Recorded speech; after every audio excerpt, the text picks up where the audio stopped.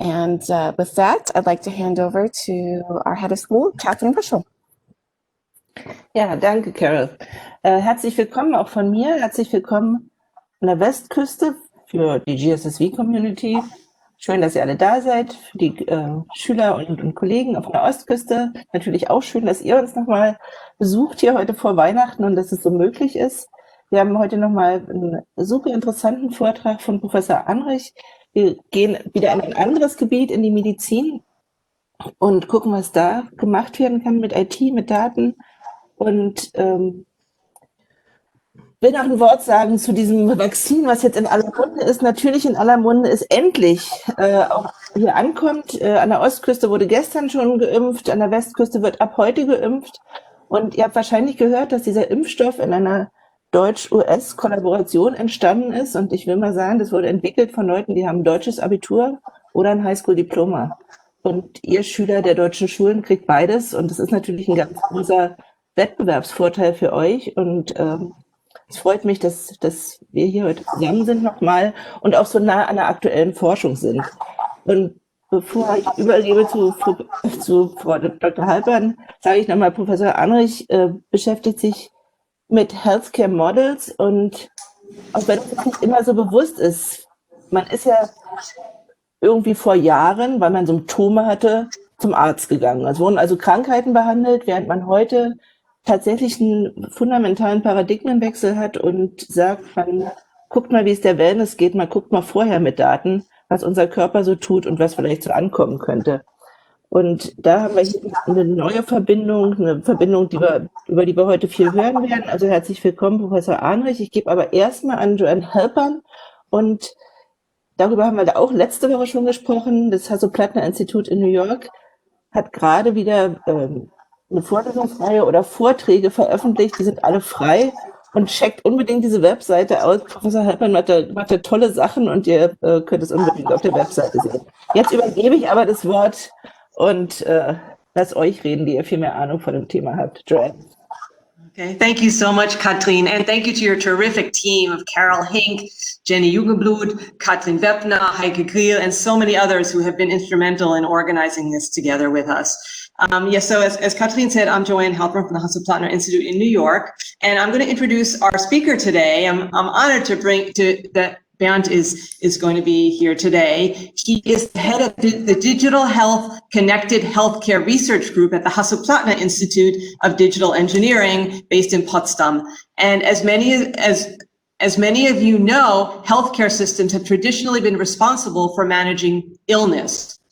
Well, the work of Professor Arnrich and his team is changing the way we think about healthcare. They're moving towards transforming healthcare systems from purely managing illness to maintaining wellness.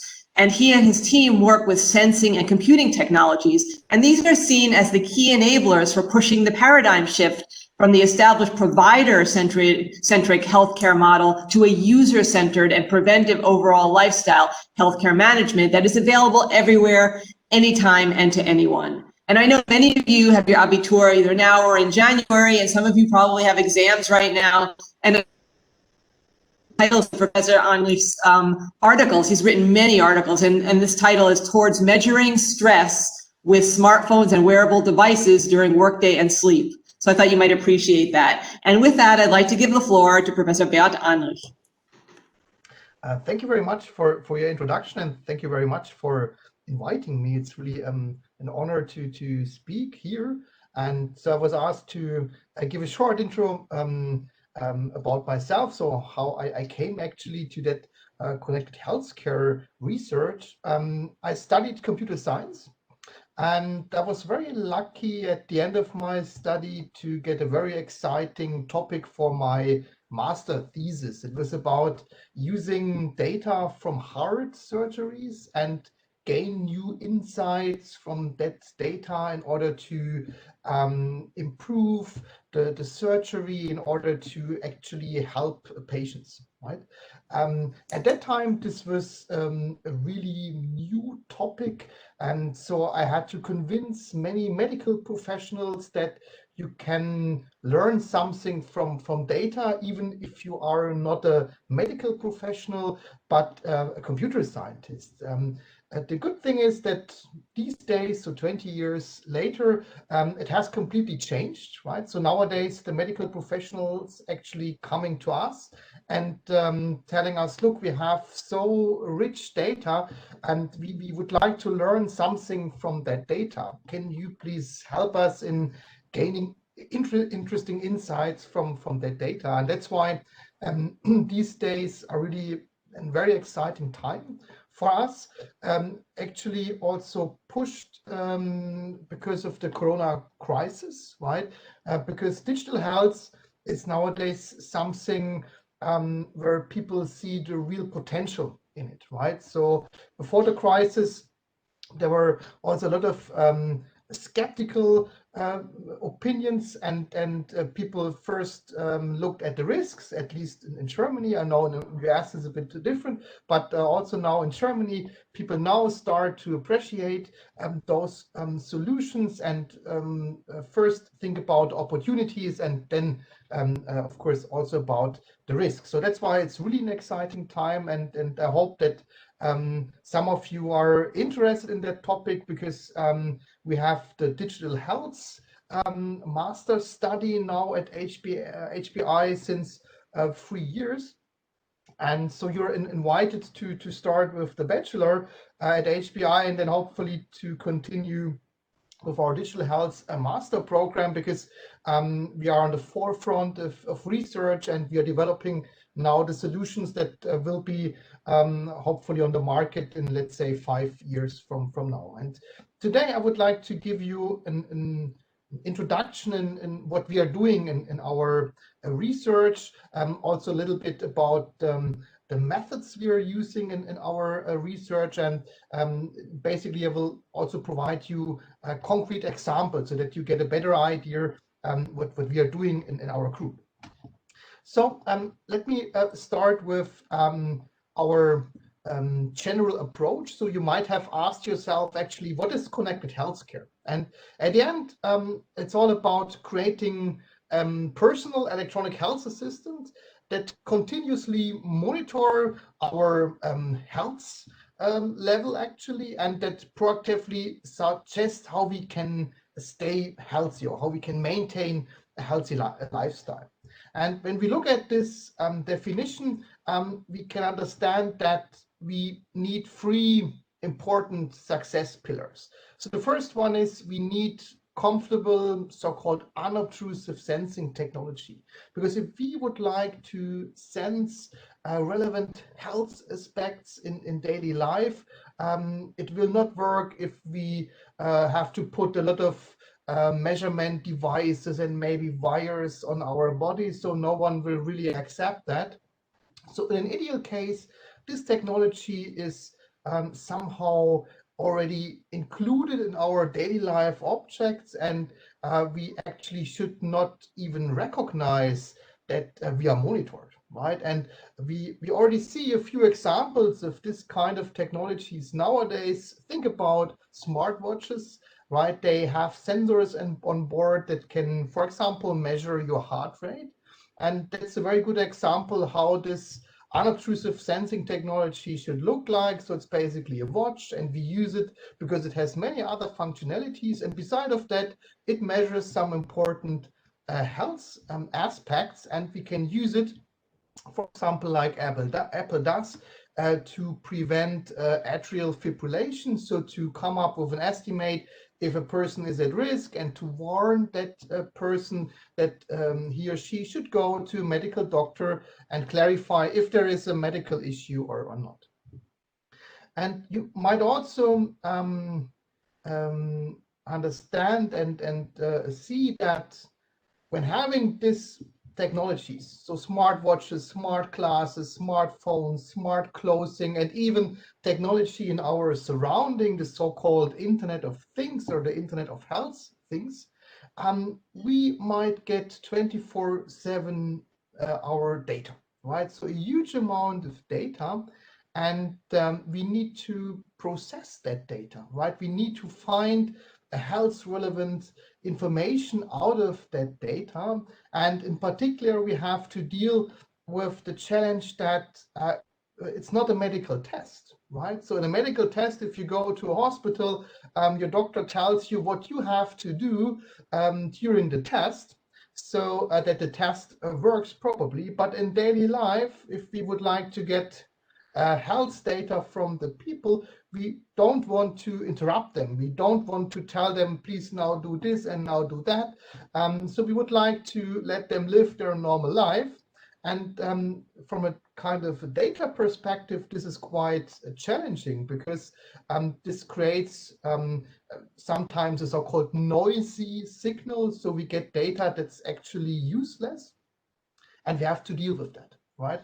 And in addition, we have to make sense out of that huge amount of data, right? For example, like Apple does, we have to build algorithms that analyze the heart rate data, and that then come up with a decision whether there is a health risk or not, right? And this is quite challenging, since this technology is not usually medical grade technology, and we use it in daily life.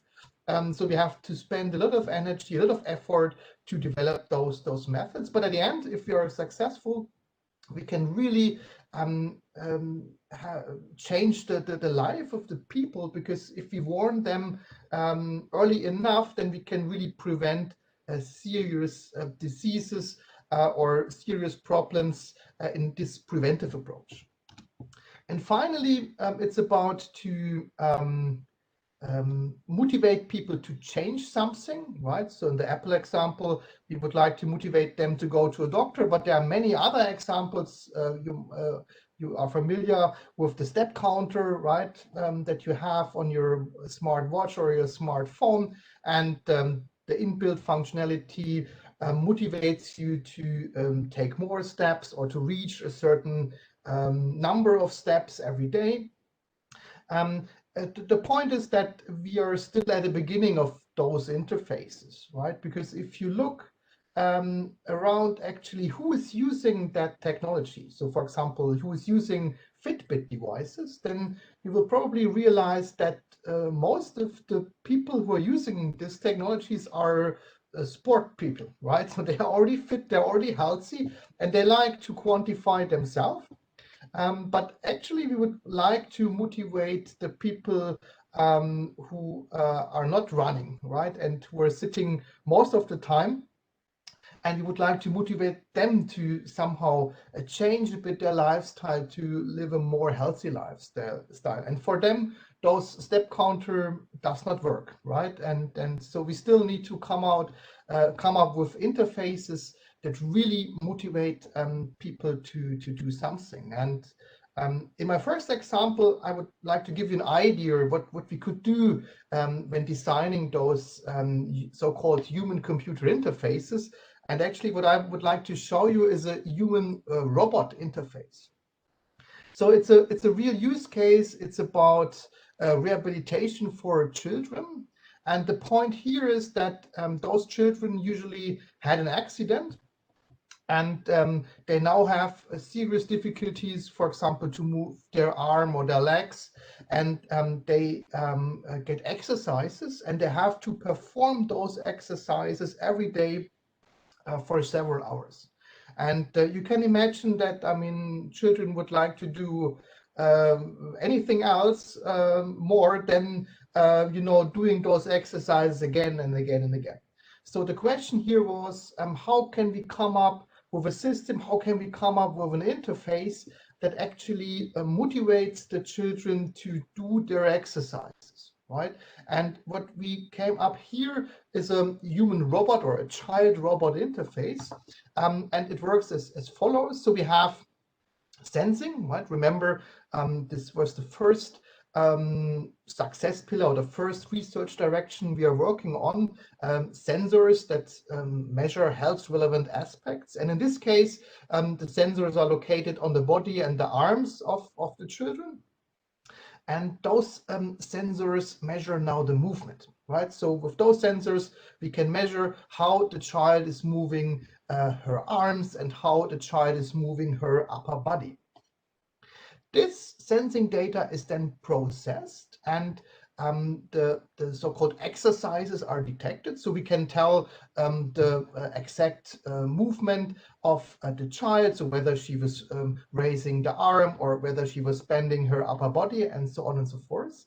And finally, the third component is then the interface, and that is here the robot.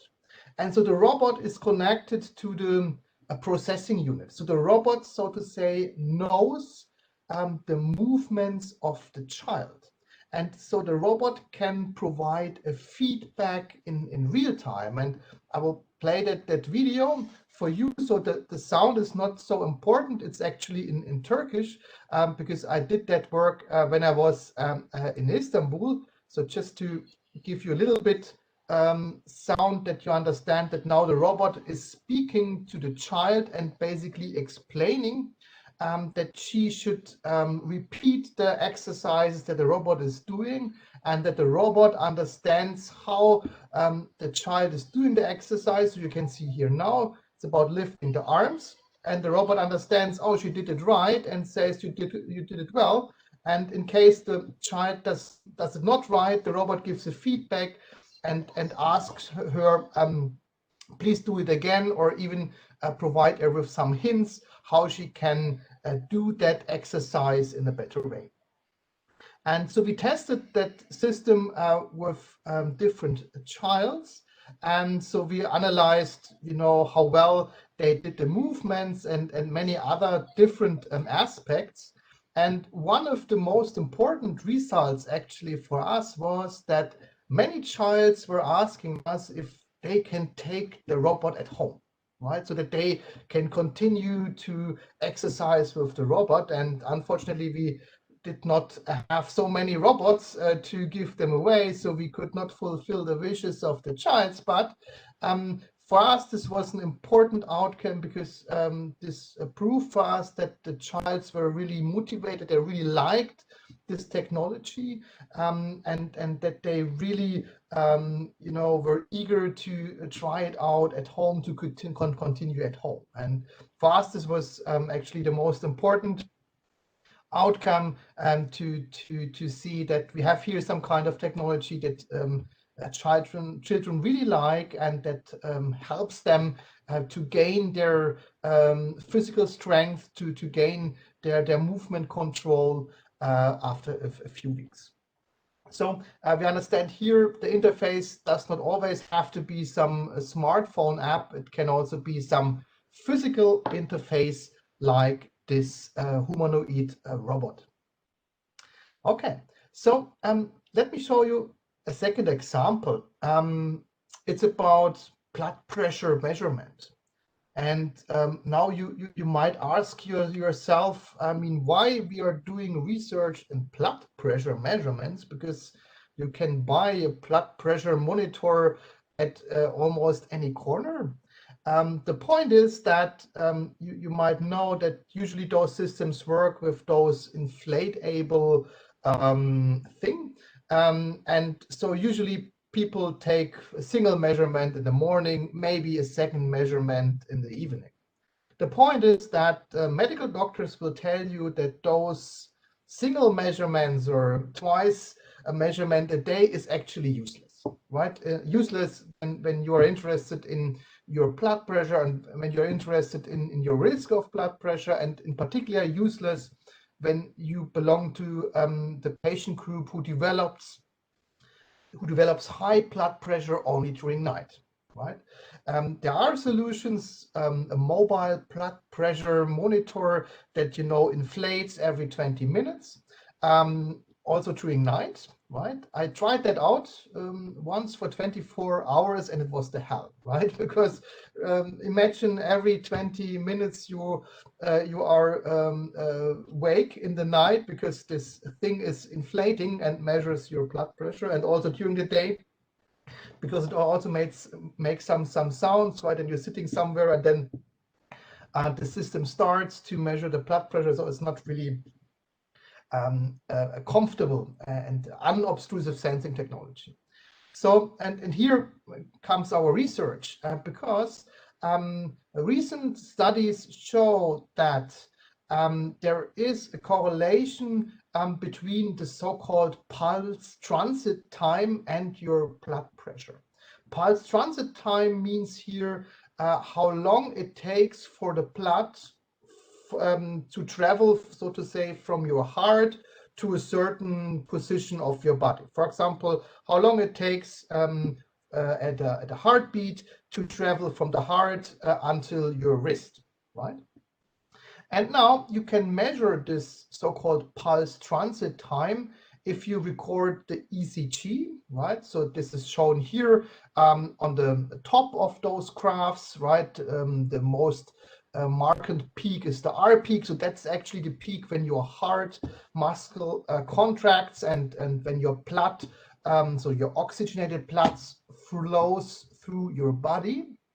And second, that you measure the so-called PPG. So this is done with photo diodes, for example, on your watch, on your smart watch. And with those two measurements, you then can calculate the time that the blood needs to travel from your heart to your wrist.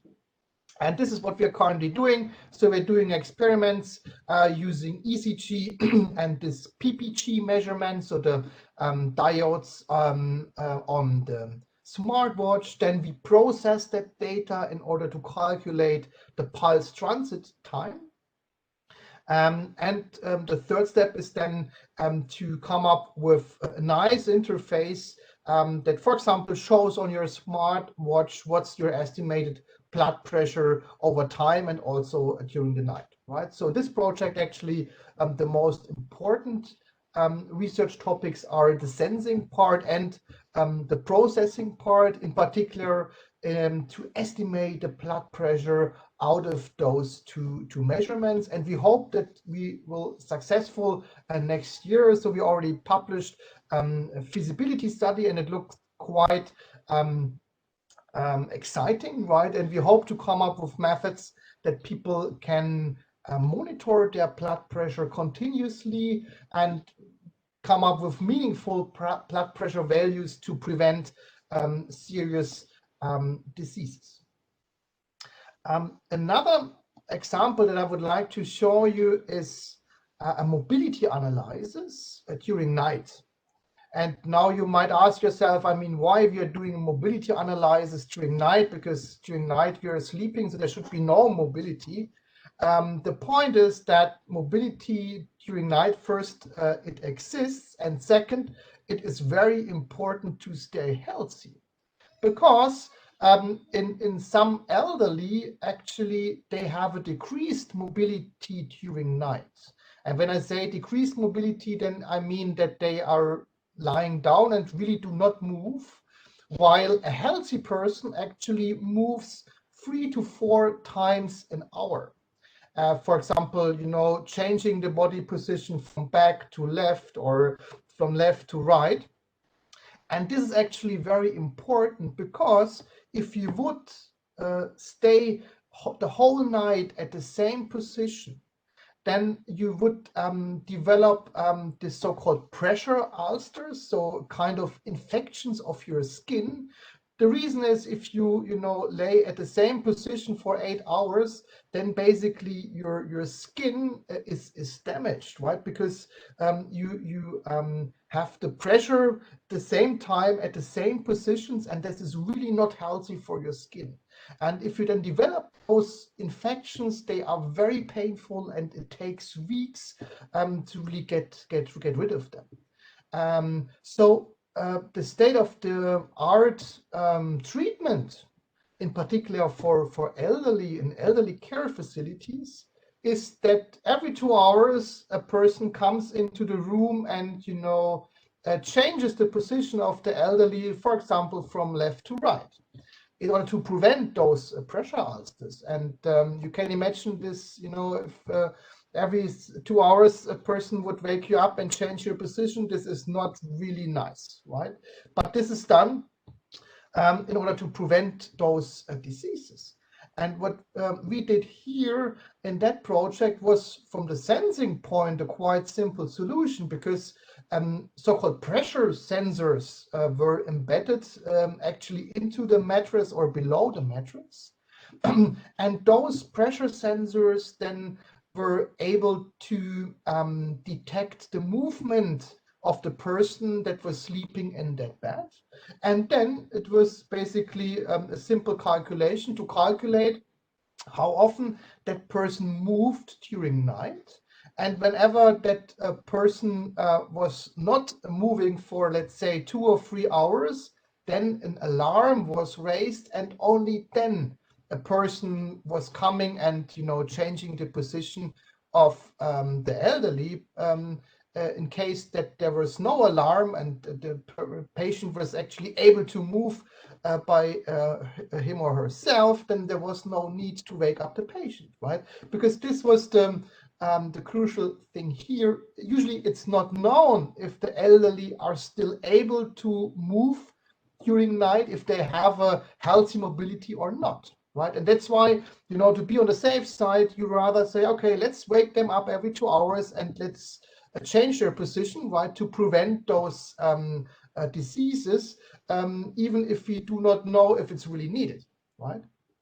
And in the picture here on the top part, you can actually see that sensor unit, right? The green one that was placed under the mattress. So then the mattress was put over that, and then this was all.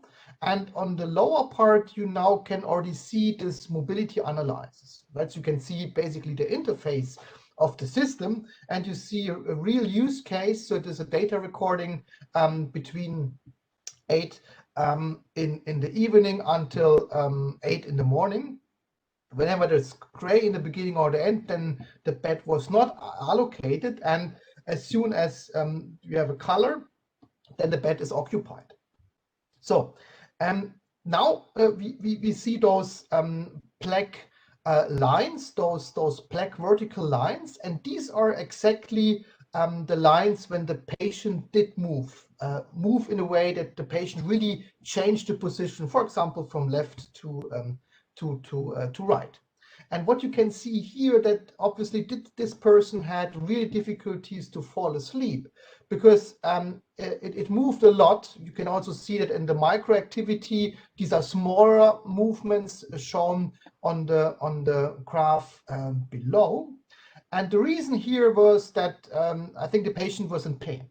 So what the nurses then did during the night, shortly before 2 a.m., they gave some sleeping pill, right? And as you can see, it helped, so the patient fell into sleep. But the big problem here was that obviously this sleeping pill was too much, because the patient did not move anymore, right? And here you see now how the system works. So the system detects that there is no movement for 2 hours, then it enters into a green warning, in a yellow warning stage. And if there is still no movement, then we are in the red stage, and then an alarm is triggered. So at around 4 a.m., a nurse was then going into the room and changed the position of that patient. So in this way, the nurse really prevented those pressure ulcers. At the same time, when they later looked at the data, they realized, oh, the sleeping pill was obviously not the right one, or not the right dosage for that patient. And for me, this was really a very exciting use case, because with relatively simple sensing technology, we could make something visible that was not known before, because movement during nights are not known before. I mean, you might use a video camera system, but of course, because of privacy issues, people usually don't want that. And it's also, a hard job to always monitor those video footages if you have many patients. But this sensing technology is, first, it's unobtrusive, it's comfortable, so you do not even notice that it's under your mattress. Second, it's fully automated processing, and it warns you without, that you have to check it continuously, and it helps really to understand, who really needs that change in position, and it even helps to detect some side effects of medications, like we see here in this sleeping pill example. So this was for me really a very exciting use case, and it's used nowadays as a system. It's actually in Switzerland, was developed in Switzerland, and it's now used in elderly home care facilities. Okay, so another example that I would like to show you, maybe it's a little bit less health. It's about speed reading, but it's so nicely in line with our 3 topics of sensing, processing, and interfacing. So this was also an exciting project. Actually, we did as a master project here. You might be familiar with speed reading. So it's basically a technique that you have to learn that then will allow you to read a book twice or half of the time, or in 1/3 or 1/4 of the time. And how it works, I can show you here in the video. So it basically, you see here the single words, right? So instead of reading a real text, you get word by word, right? And you can adapt the speed, right? So and the faster you see those words, the faster you can read something. The point is that we all have variation in our concentration level, right? So we might start fully concentrated to read something, and after a few pages our concentration level drops down. And now the point is that this is actually not considered in those interface. So once you have adjusted the speed, you get the text at that constant speed. So our idea was here, why not measuring your concentration level? And whenever we measure that your concentration level goes down, we simply decrease the speed of the speed reading, and vice versa, right? And so we did it here with consumer EEG. It's actually not a real EEG. So a medical EEG consists of 32 or even 64 electrodes that have to attach to your head. It takes usually at least half an hour to attach all those sensors. So this is not an ideal, not a comfortable, not an unobtrusive sensing technology. But nowadays you can buy those headphone-like devices, like shown here. They basically have only 4 electrodes, so it's really a low-grade EEG, but it's already something that you can at least estimate a kind of a concentration level, right?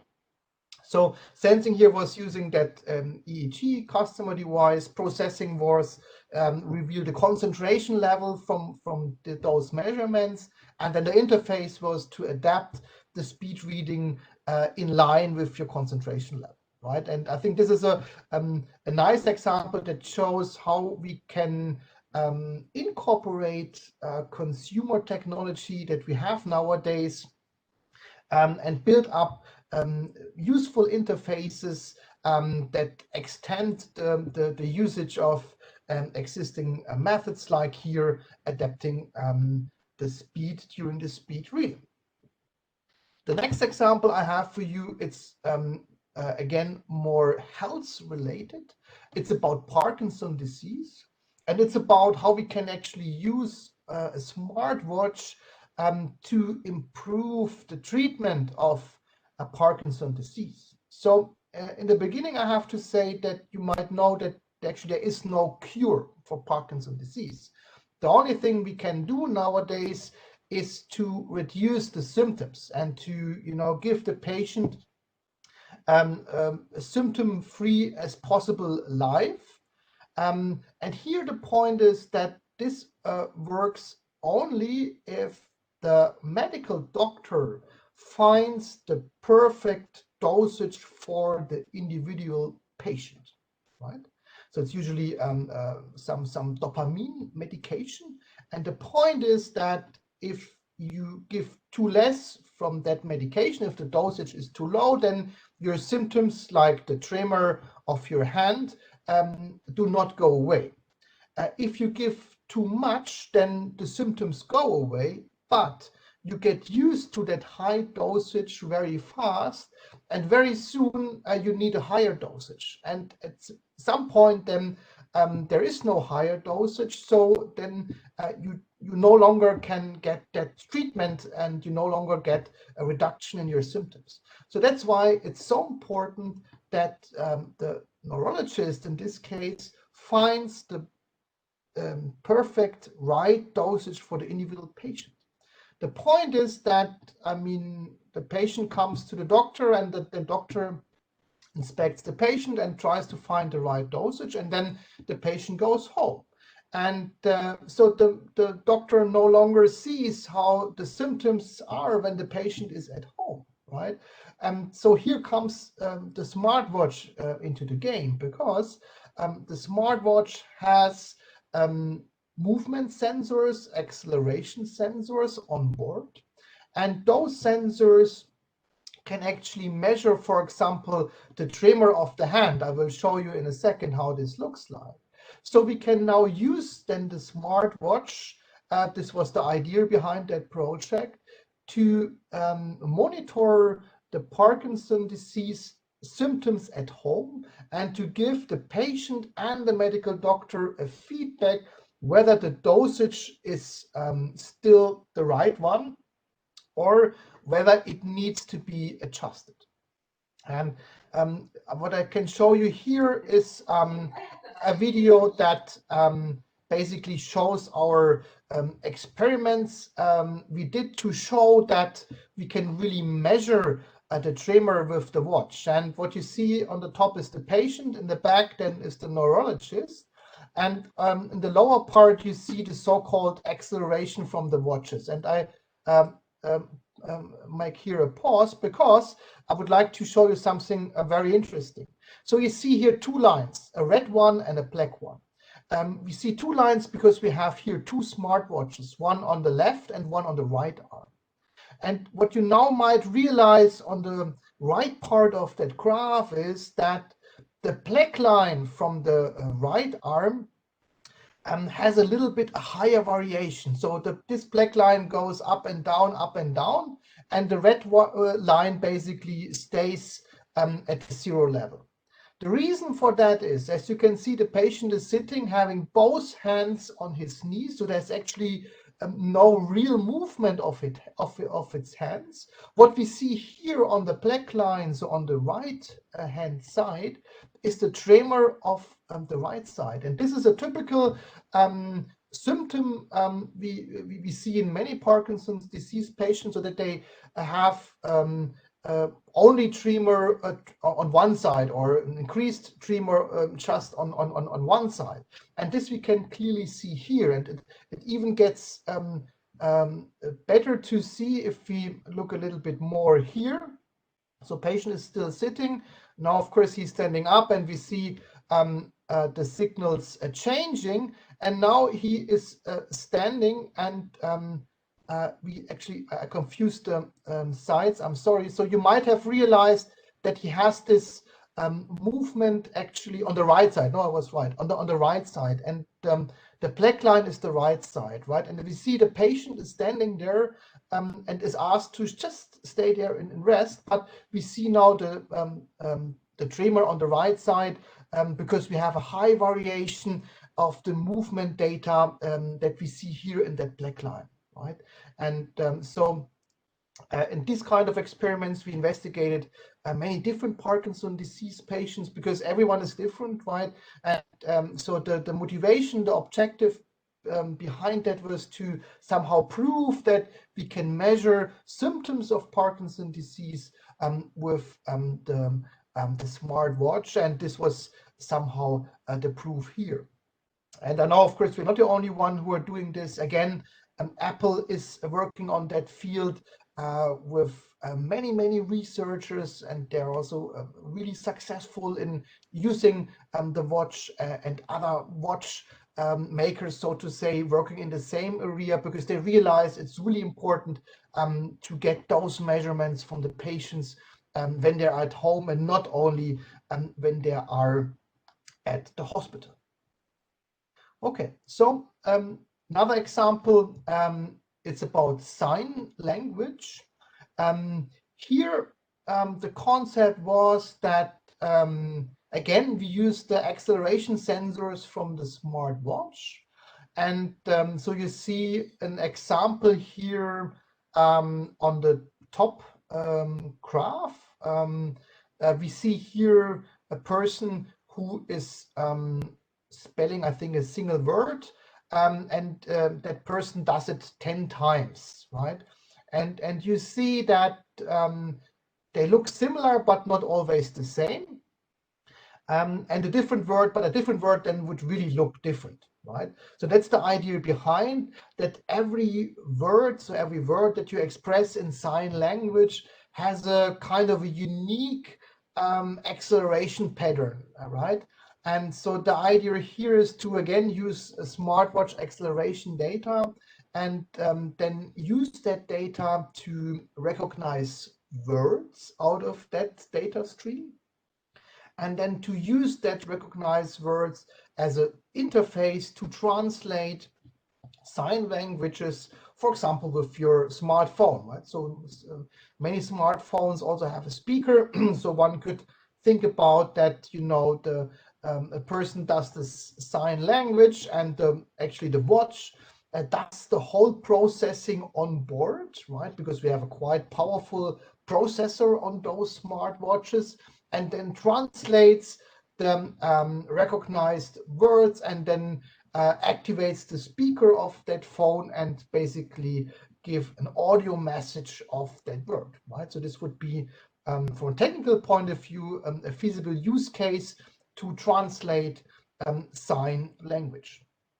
And the final example I have to you, it's again not really very much connected to health, but it was something that students really liked to try out. It was a sport trainer, right, for basketball. So the idea was here again using the acceleration data from your smartwatch, and then making experiments, so monitoring the players when they do some training, and then to find out if from the patterns we measure with the watch, we can somehow understand, you know, what is a hit, right, and what not. So the target here was basically to increase your hit rate by using your smartwatch. That gives you hopefully a meaningful feedback and guides you how you can get better here. So we realized that actually a lot of the projects we do has something to do with movement, right? And so we make use a lot of accelerometers. The good news is that they are built in many consumer devices. Actually, in all modern smartphones have accelerometers, because they actually used to, for example, rotate your screen, right, or count your steps, and many things more. So what I would like to give you as homework already now is, if you're interested, find an app that allows you to record your accelerometer data on your phone or on your smartwatch and make your own experiments, right? Because, you know, I assume everyone has a smartphone, and I assume also that many of you have a smartwatch or a smartwatch device, and you can now, so after the presentation today, you know, find out some apps, if you're interested, that provide you access to this accelerometer data, or even access to the sensor data in general, because your phone has much more sensors, right? It has light sensors, it has rotation sensors, it has GPS, it has, of course, a microphone, It might even have humidity sensors. It might even have a barometer to understand, the height differences when you are moving, and many more, right? And there are many interesting apps for free. Depending on your operating system, you have to look in your favorite app store and get an app, and you can play around with those sensor values. You can make your own experiment. It doesn't have to be a health use case. Of course, we have seen you can also use them for sports and many other different use cases. So feel free to play around with the sensors you have on your consumer devices. And you might start up with some simple examples. So when you install such an app, then you will get data visualization that looks similar like is shown here. So you have those 3 axes, so X, Y, and Z. And you can already see if you, for example, turn your phone right from lying back to the left, that this already induces changes in the acceleration signals. Why?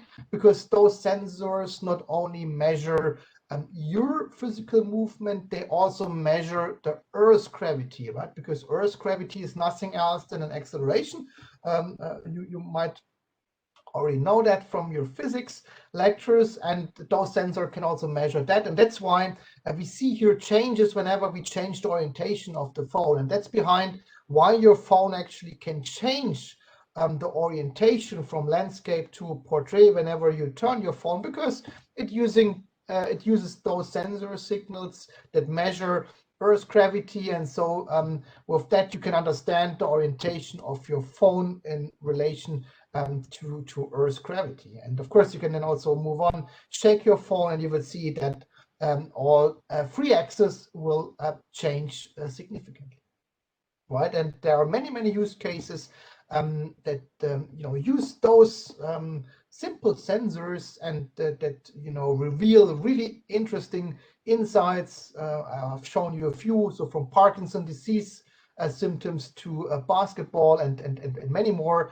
And if you're interested, you can really try out on your own what you can find out with the sensors you have on your phone or your smartwatch. So now at the end, I would also like to give you some ideas in the research we are doing, right? And I think we already understand that our research is highly interdisciplinary, right? Because we always work on health use cases, or most of the time. So we need to have some background in health sciences, or at least we need to have good collaboration partners from the health sciences, and we have to work together with them, right? Because only then we can come up with some meaningful results, some meaningful insights that we could not achieve if we would do that by our own. And obviously, we also need some knowledge about sensor technologies, right? Because we work a lot with sensors. And finally, we need to have knowledge in data science, because as I shown in the beginning, we have a huge amount of data, and we need to know methods that can deal with those data, that can give us insights into those high dimensional data. So we need to know many methods, including methods of artificial intelligence, methods of machine learning and neural networks, and many more, in order to deal with our data. So you see, it's a really interesting topic. I mean, an interesting research, but also interesting study program, because in our digital health master, we basically also cover all those topics and a few more, because we need them in order to do our projects. And so how we do actually research, I would like to show you on a concrete example. That was about developing personal electronic stress assistants. So according to our general definition, they should continuously monitor our stress level and then suggest how we can actually better deal with stress, right? So again, we need a comfortable sensing technology. We need the right data processing to detect the stress level, and then we should have good interfaces that then suggest us how we can better deal if we are confronted with too much stress.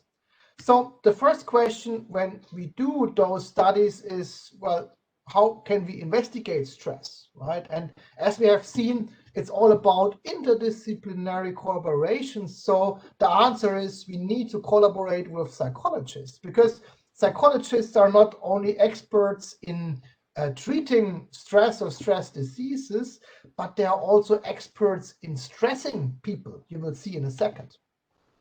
So what they actually came up is with a stress experiment that works like shown here. So we invited our subjects, and of course we did not tell them that's a stress experiment. We invited them that it would be a cognitive experiment, and we asked them to sit in front of a computer and to solve those tasks like shown here. And for each task, they had a certain amount of time to provide their answers. The answer was always between 0 and 9, and they had to enter the correct answer in that answering field here below. What the subjects of that experiment did not know was that this program was faked. It was faked in a way that it adapted itself to the subject's ability to solve those tasks.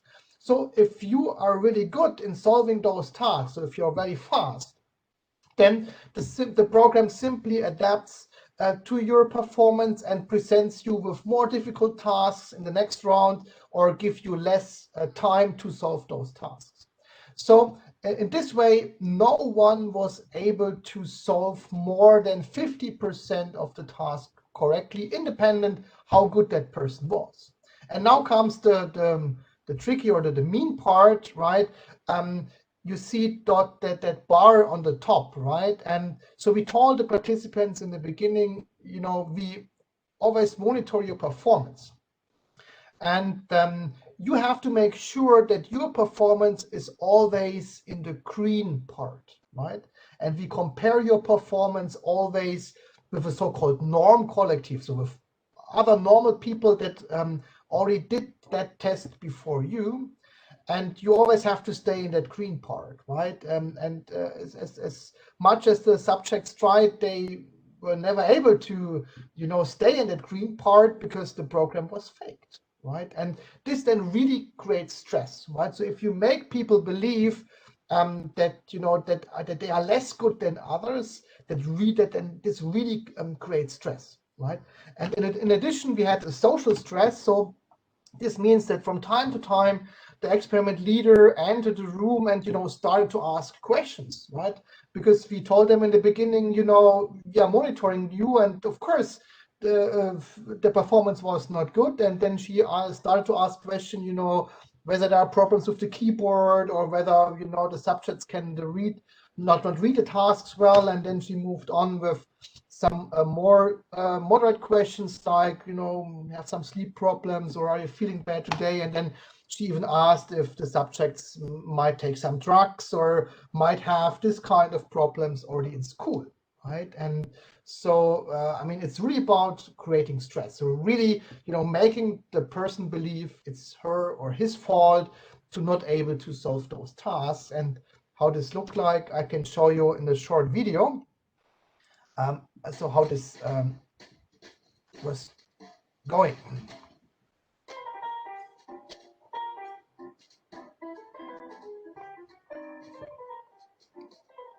So in the beginning, you see how all the sensors were attached. So we obviously used ECG to get the heart rate, because from your heart rate, we can understand quite well your stress level. Then this is about measuring electrodermal activity. This is about measuring your movement of the arms, the feet, and the legs, right? So when people start to get nervous, we also recorded voice.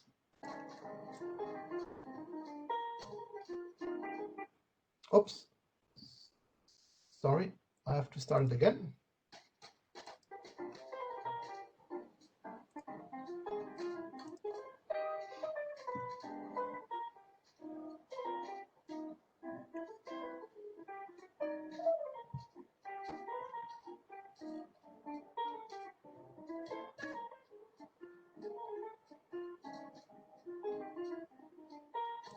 And then the subject has to fill out a lot of questionnaires. And so then it's basically able, to just relax. And we also take saliva samples. I will show you later, because in the saliva we can measure the cortisol, and this is very important, to really show that the person was stressed, right? And this is now the so-called baseline measurement. So the subject can read some newspapers, and now he gets the instructions. So now we are going to do the computer test. You will have to answer some calculations. With this, you can answer the calculations. Let's see the timer on you. This is your performance, and this is the performance of the sample. It's important that you can stay in the green area.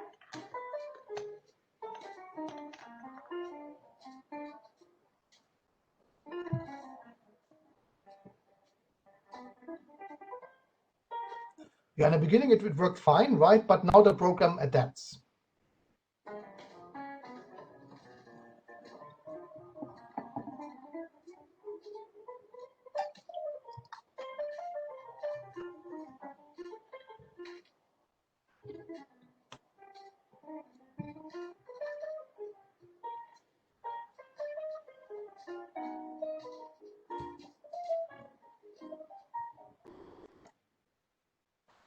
Well, this was not so good. Is there any problem with keyboard? No, it was just way hard. It's so fast. It was unreal. Well, it's very unusual. So I just have to call my supervisor. Okay. She just said we should do it again. Is it okay?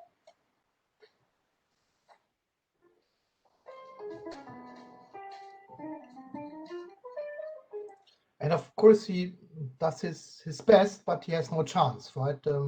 Program adapts, and he's not able to solve more than 50% of the tasks correctly. And he's getting nervous, obviously, and we can see that from the sensor data.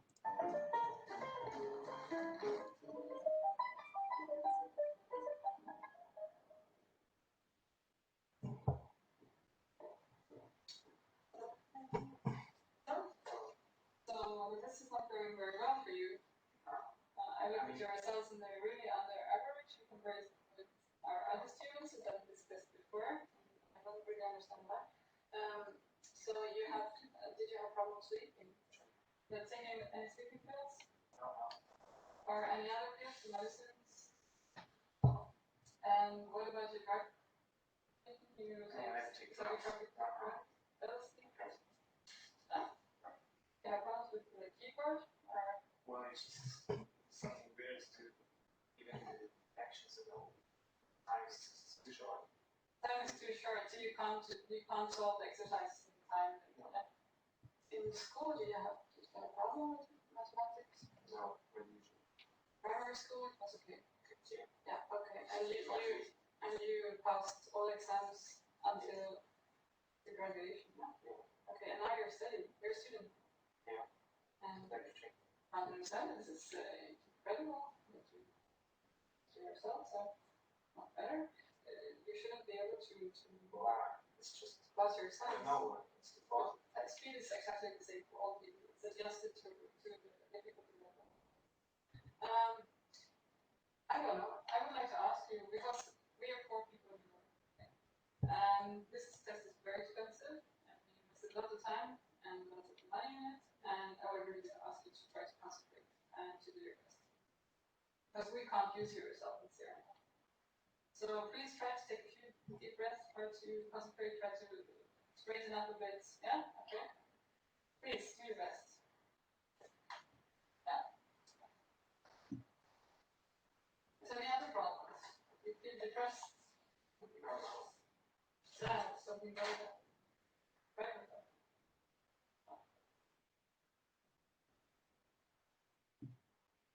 So she really puts a lot of pressure on him, right? And he's trying to do his best, but he has no chance.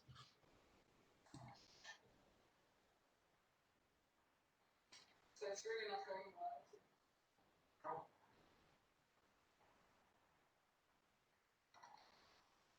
So you feel stressed, but that's great, or? Yeah. Really suggested there's nothing wrong with it. It's supposed to be like that.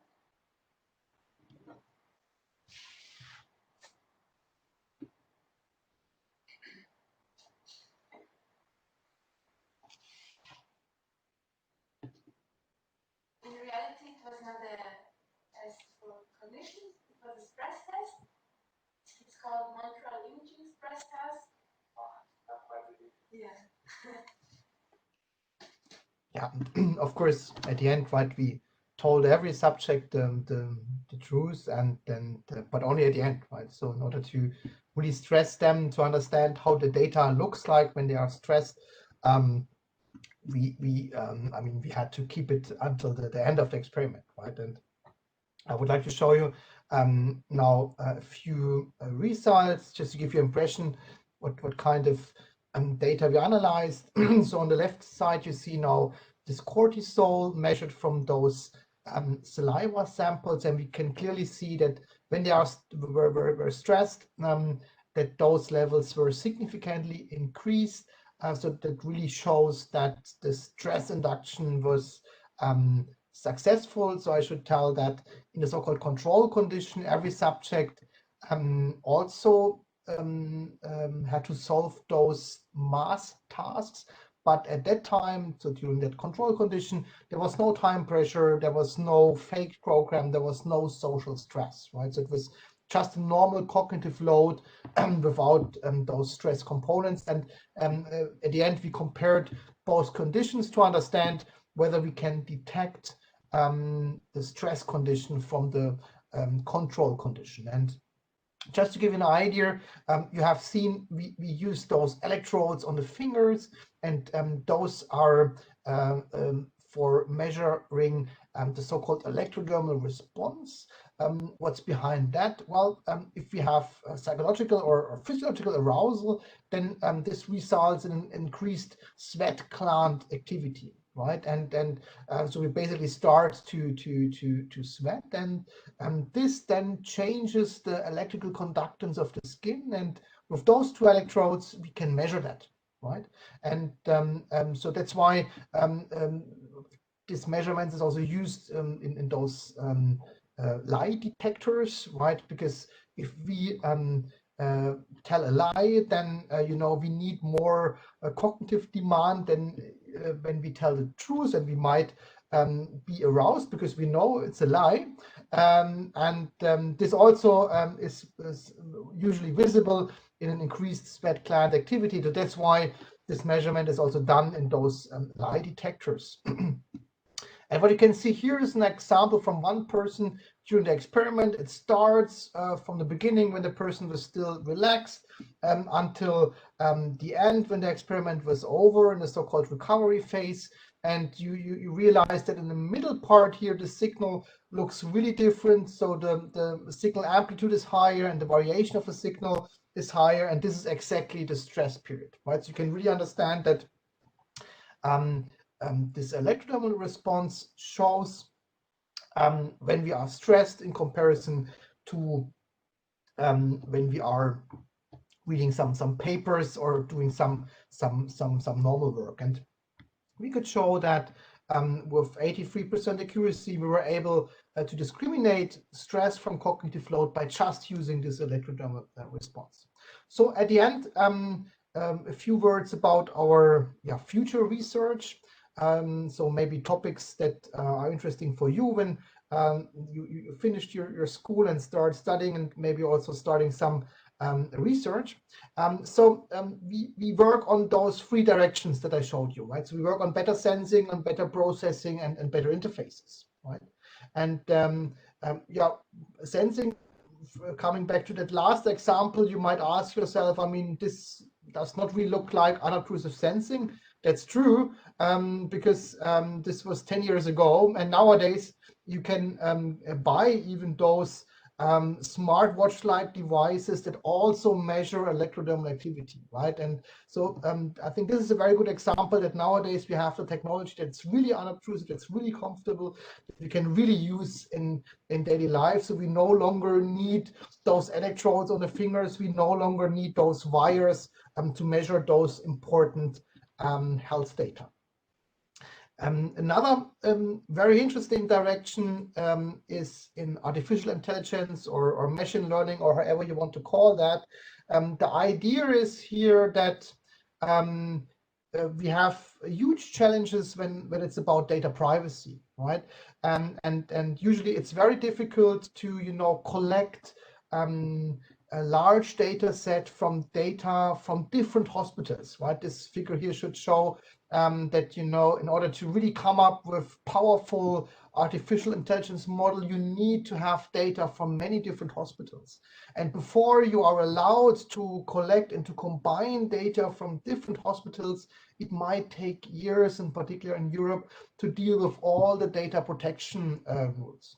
And so here is the thing that we are now developing. We say, okay, then let's no longer, collect all those data, but let us send our machine learning, our AI, artificial intelligence model to the hospitals. So let the data stay there, right?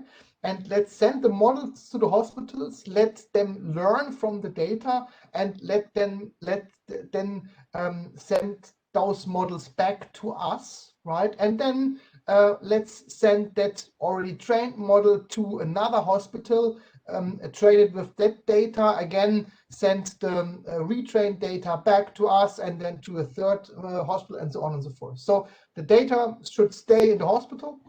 We no longer do a data collection. We are sending models, and we are sharing those models, right? And this I find very, very interesting, because it could really help us in saving years of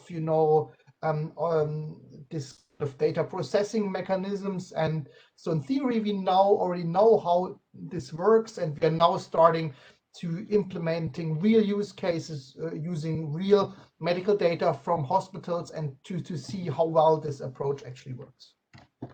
And finally, I mean, one important thing regarding interfaces, I think you already know that nowadays you can find many of those wearable gadgets, right? So different smartwatches and devices, and so many different products are out there. And usually we need to combine different models, different gadgets, in order to make a meaningful use case. And the point is, when they are coming from different companies, they have different specifications, different programs. So it's a nightmare, to operate all those different systems. And that's why we have developed a so-called sensor hub. So it's basically an app that is able to connect to all those different devices, to get data from those devices, to combine those data, translate that data in a single data format, and then to store that on our cloud storage, and to provide researchers access to a huge amount of different data modalities. Finally, I would like to just have a short overview about my team. So we're still quite young, so just 2 years old now is our research group. So we are growing, and so we already have a staff of almost 10 full-time researchers and another 10 part-time researchers that are not showing here.